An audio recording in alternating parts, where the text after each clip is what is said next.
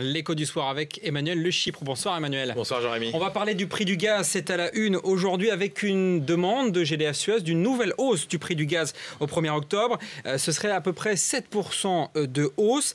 Ça tient compte des hausses de coûts d'approvisionnement, c'est en tout cas ce que dit GDF. Ils exagèrent pas un petit peu là-dessus ?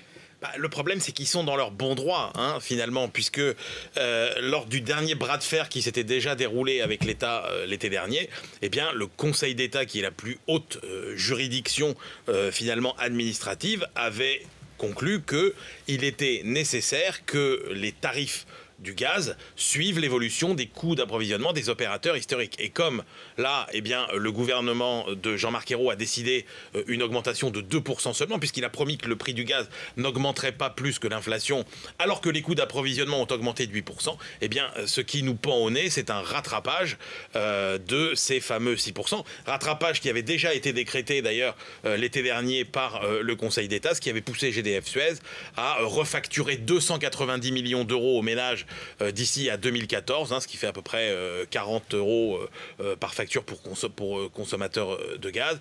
Et là, avec les 6% supplémentaires qui vont sans doute nous tomber dessus, ça fait une facture supplémentaire à peu près de 80 euros. 80 euros par an pour chaque utilisateur. Exactement.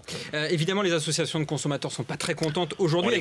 Elles crient au scandale. Elles disent d'ailleurs que le prix du gaz baisse sur les marchés, comme on explique d'un côté que le prix du gaz baisse sur les marchés et que la facture, elle progresse. Eh bien, c'est ça le paradoxe, parce qu'il faut savoir qu'en fait, la formule assez compliquée qui permet de calculer les tarifs du gaz, eh bien, elle reflète nos approvisionnements. Et nos approvisionnements, c'est quoi? Eh bien, c'est essentiellement à 90% des contrats à long terme signés avec la Russie, signé avec la Norvège, avec l'Algérie. Et dans ces contrats à long terme, eh bien, les prix dépendent par exemple du niveau du dollar et surtout des cours du pétrole. Or, comme les cours du pétrole sont élevés, eh bien, les prix du gaz sont élevés et totalement déconnectés de l'évolution du prix du gaz qu'on achète sur les marchés au quotidien, ce qu'on appelle le fameux prix spot, d'où cet effet de ciseau qui effectivement est assez incompréhensible pour les Français.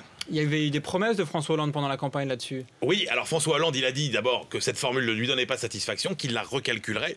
Il a promis aussi d'instaurer un tarif progressif de l'énergie. Le principe, c'est que plus on consommera, plus on paiera et inversement.